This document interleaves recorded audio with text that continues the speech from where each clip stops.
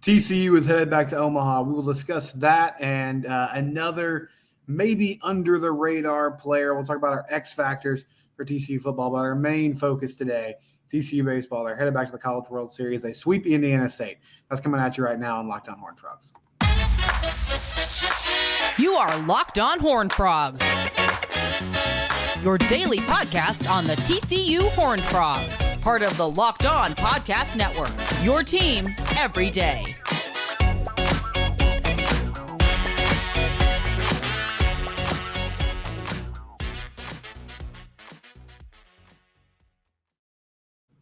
Locked On Horned Frogs, I am your host, Steven Simcox. An exciting weekend of TCU athletics. As I said in the open, TCU baseball. They're headed to Omaha. They're going to face Oral Roberts in that game one, their side of the bracket.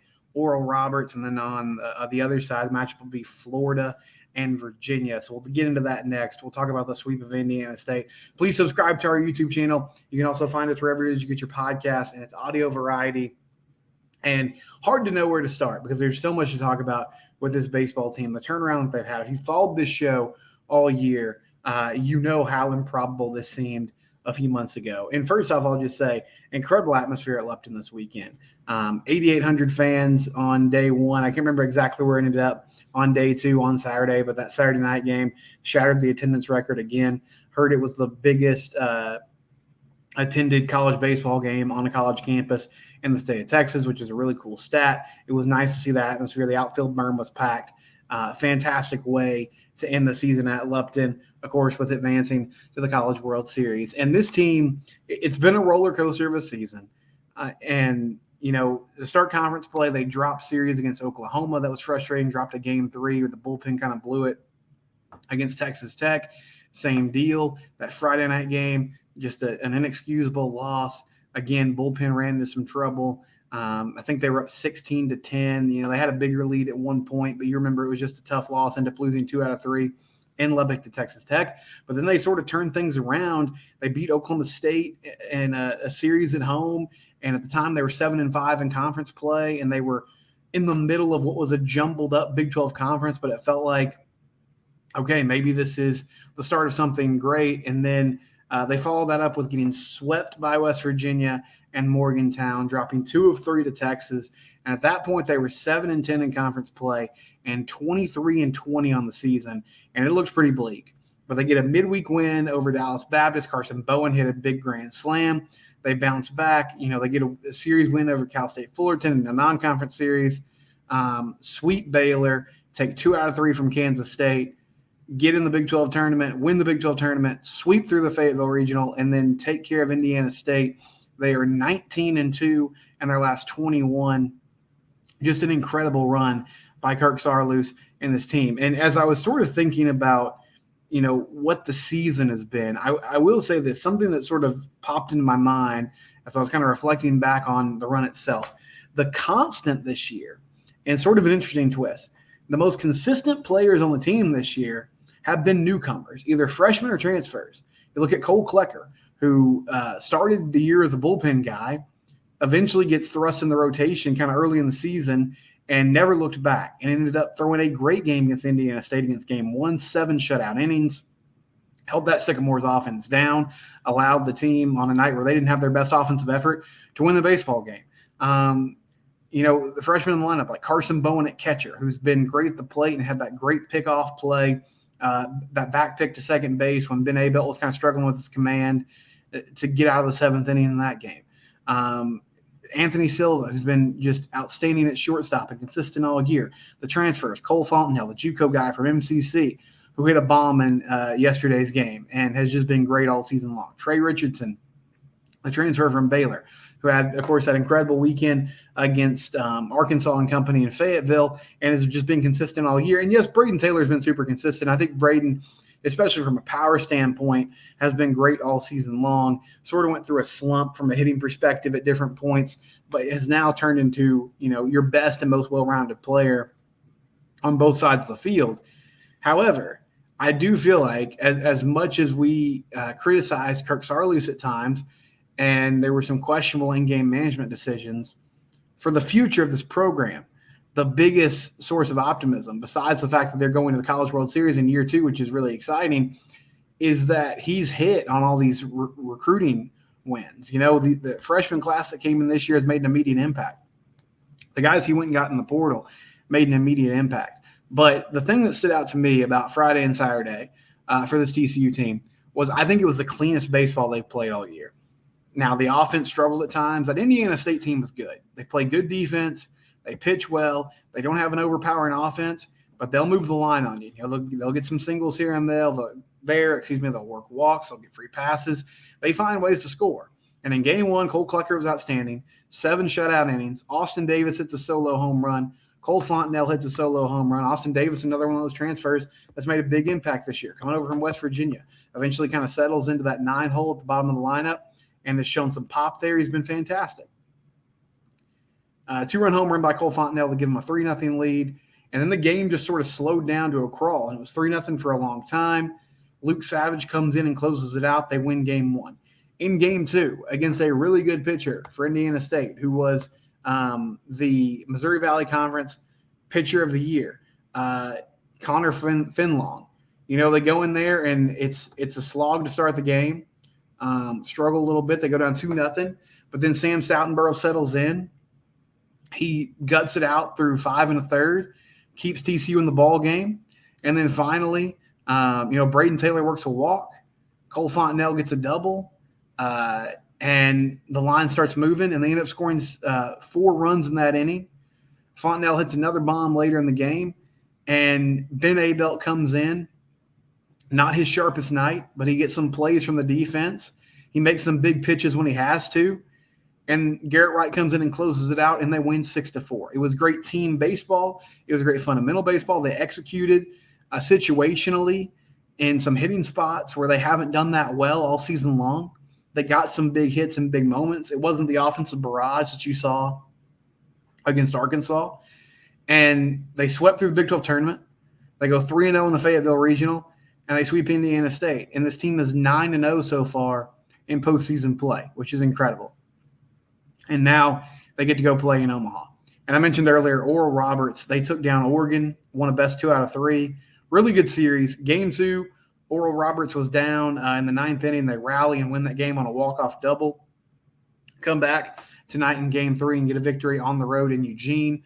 And this is a good ball club. Again, Summit League team, mid-major team, but they are 50-12 on the season, which is an outstanding record. 23-1 in conference play, which is kind of like what I said against Indiana State. No matter the competition, that's just a crazy win percentage in the game of baseball. They've got a really good lineup, and they've got some dudes who can hit. Jonah Cox comes in with a 4.22 average, and I'm not sure if he got a hit today or not. I know coming into tonight he was riding a 46-game hitting streak, which is absolutely unheard of. Matt Hogan hits 335. Holden Breeze hits 323. They have a lot of guys that hit the ball and can hit for power. They're up 8-0 in game 1 against Oregon. That game turned on its head. They ended up losing that on a walk-off 9-8. But they swept through the Stillwater Regional, which was a tough regional, Oklahoma State, and they beat Oklahoma State a few times this year. Before that, in midweek games, they beat Dallas Baptist. They got a victory over Washington, who was no slouch either. And so this is a good team. Again, a little different than Indiana State. They were more pitching and defense. This is more like we can hit on every spot in the lineup. But Oral Roberts, solid team. I love how this TCU team is playing right now. I think this side of the bracket is manageable. The other side of the bracket, LSU and Wake, that's going to be really tough. I mean, whoever emerges out of that, if it's not one of those two teams, did some serious work, because Wake Forest swept through their super regional. So did LSU. Wake Forest scored 22 runs today. They got 2 really good arms. LSU has a great arm in Paul Skeens. He's just outstanding. They have a fantastic ball club. Florida's really good, and so is Virginia. And they're, 2 solid teams. They're on the TCU side of the bracket. Oral Roberts is good. They're going to have to fight and claw to win that ball game. But of the 2, I would take this matchup. Now, the thing for TCU, and it's still the concern, I don't really know how it's going to get addressed. You can't address it this week necessarily. But there's the pitching depth. It's lacking a little bit. You have Cole Klecker. And then I said this on Twitter after the game. You really can't say enough about the work that Sam Stoutenborough has done down the stretch here, especially with Luis Rodriguez out. Like, it's not always flashy. He's going to give up some runs most likely, but he's not going to go out there and strike out 12 guys. But he just gives you innings, and he bears down. He knows how to pitch. He gets out of jams, and he keeps TCU in the ball game. And that's what you want. And in a Game 3 situation, I don't know. You probably turn into Cam Brown. If it gets further than that, maybe Chase Hoover. One thing that does help in the College World Series is you have some built-in off days. So you're not playing, back-to-back-to-back games, especially if you can stay in the winner's bracket. But that is the Achilles heel of this team. And it's going to be tough to slug their way out of Omaha. But, again, they're red hot right now. I love how they're playing. And part of me is just like, it seems so improbable for them to do this that it's tough to even have, outrageous expectations for what's next. It's tough not to just sit and enjoy kind of what's happening in front of you. But TCU Baseball going to Omaha, fantastic job by Kirk Sarloos and that group. It didn't seem possible, even a month ago. And they've just turned this thing on its head and flipped it completely. Even when they took 2 out of 3 from Kansas State, I was like, that's great. That probably got them in the tournament. I don't know what they'll do from here, but they have just exceeded expectations in a huge way. Another cool story about this, and I talked about this before the series started, but the Lipton Drinking Club, they kind of sent out the bat signal because Indiana State couldn't host this super regional because of their commitment to host the State of Indiana Special Olympics. And I saw, TCU decided they were going to donate. TCU fans donated online. TCU's university decided they were going to donate $1 for all the concession stands profits that were sold this weekend. And so I saw that over $50,000 was raised for the Special Olympics of Indiana, which is a fantastic cause and a really cool generosity by TCU fans. It was awesome to see that community be built and just the cool crossover that happened between the two universities. And so that was also just a great thing that happened this weekend. We'll talk more about the College World Series all throughout this week. Before we do that, though, I do want to discuss, before we do that in more detail, I do want to discuss TCU football, and we'll continue our series about X factors for the TCU football season. FanDuel, they're a proud sponsor of the Locked On Network and of Locked On Horned Frogs. You can go to FanDuel.com/LockedOn, and if you do that, they have a no-sweat first bet deal going on right now, where if you put as little as $5 down, you could get up to $1,000 in bonus bets. So if you kind of want a mulligan, that's a good option for you. They also have a safe, secure, and easy-to-use app tomorrow night. Nuggets and Heat. Nuggets trying to close it out and win an NBA championship. If you want to bet on the money line, if you want to make some prop bets, you can do it at FanDuel.com/LockedOn or use that safe and secure app. FanDuel, proud sponsor of the Locked On Network, and we're happy that they're a part of our broadcast here on Locked On Horned Frogs. So we've been doing a series over the past week or so about X factors for the TCU football season. On the defensive side of the ball, I talked to Marcel Brooks, linebacker for TCU. On the offensive side of the ball, I talked about DeAndre Rogers, tight end for TCU. And this was a guy that honestly wasn't on my radar, but a fan mentioned it. A fan of the show mentioned it. You can always comment on YouTube. You can also hit me up on Twitter. I'm at SimcockSteven. The show is at Locked On TCU. But they reached out to me in one of the YouTube comments, and they said, hey, could Jalen Robinson get spotlighted as one of your X factors for the TCU football season? And I decided to roll with it because I think it is a good thought. Jalen Robinson, if you don't know that name, so a couple years back, TCU was pursuing him in the transfer portal. He was coming off a big season at Central Florida. Had 55 catches for 979 yards and 6 touchdowns. And he's originally a DFW kid, Fort Worth kid. So it made sense. Now he ended up going to Ole Miss, and that was his third team. He was at Oklahoma to start his career, then transferred to UCF, did some nice things there, transferred to Ole Miss, and now is transferring to TCU. At Ole Miss, was not really a factor at all last season. 5 catches for 29 yards, dealt with some injuries. And that's really been the story of Jalen Robinson's career. Aside from that one outstanding season back in 2020 where he had almost 1,000 yards and 6 touchdowns, it's been tough for him to stay on the field. And so that's honestly the biggest question surrounding him when he comes to TCU. Now, if you're wondering what kind of wide receiver he is, his nickname's Flash, and this is a guy that has a lot of speed, 5'9", 180 pounds. This is a fast wide receiver who could be a nice vertical threat in the passing game. Did not participate in spring practice, wasn't a part of it. And so I think it's hard for me to have super high expectations because you just don't know what his availability is going to be. And I'm not sure where he fits in the depth chart yet because we haven't even really seen him run in practice yet. And I don't know like what his learning curve is going to be when fall camp starts. But here's why I will say that he's an X factor. Because of that speed and because of that home run threat, you have a guy who can stretch the defense and make plays. And you're not necessarily going to ask him to be out there for 60 or 70 snaps in a game. But if he can give you 10 to 20 and have a couple big catches, then that can be a huge factor for this TCU football team. You know, I would love to say that we could see more from him than that. But it's hard to say that when I just have really no feel for where he is on the depth chart, what his health is like. But I'll say this. I think he's the type of player that when he does show up and make a play, it's going to be a big play just because of his ability to get up and down the field. And you can put him in the slot. You can potentially put him outside. And so if you want to give somebody like Savion Williams a break or Dalen Wright a break, then Jalen Robinson potentially is your guy, or JoJo Earl or John Paul Richards on the inside. I think Jalen's a player that they can move around. And so, yes, I think he's an X factor. I think he's a player that could have an impact on this TCU football team. It's difficult right now for me to put him into my mind where exactly he would be. But when you have a guy who had almost 1,000 yards receiving in a college season and in a shortened season, a COVID year, that's real deal production. And honestly, there's not many guys on this roster that can match that type of production in the season. It wasn't at the Power 5 level at that time. Central Florida is about to make the jump up to the Big 12.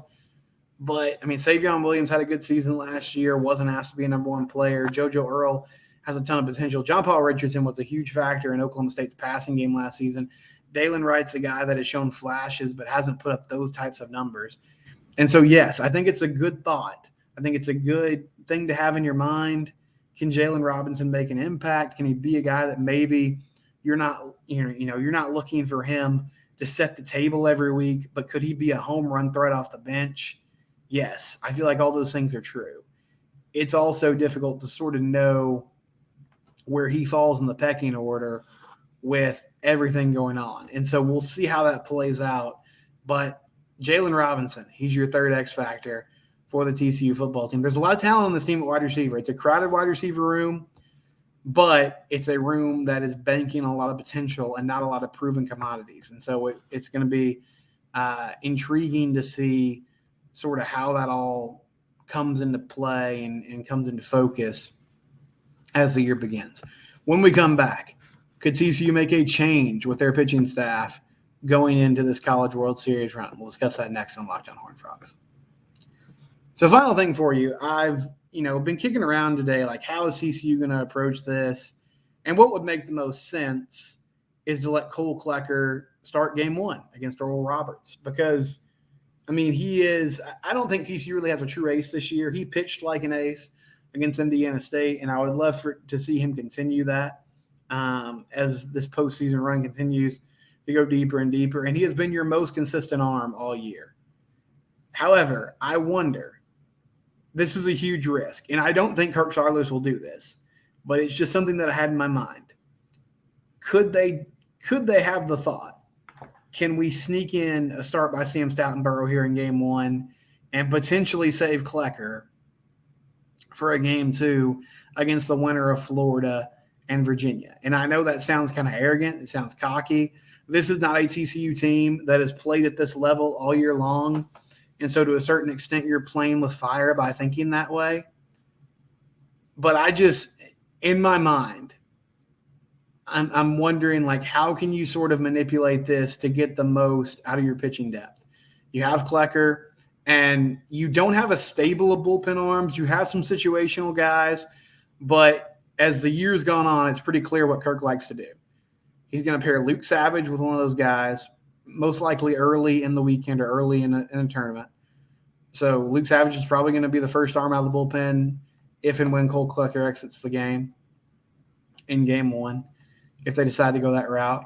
And then Ben Abelt is going to carry a lot of the workload in either game 2 or game 3, depending on how, things are shaking out.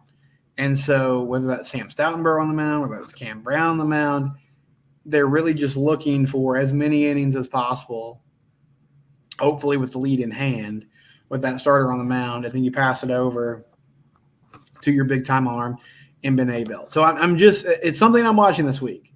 Do they sort of switch things up? I don't know. I don't have inside information about it. I'm just fascinated by how they're going to kind of try to move these chess pieces in a way to maximize, one of the it's not a detriment of this team, but it's an obvious kind of issue is that there's not just a ton of starters that you can throw out there on a nightly or daily basis. And how do you find a way to kind of get your best out of the guys that you have moving forward? We'll keep an eye on that. We're going to talk more TCU football this week. It's Locked On Horned Frogs. It's your team every day.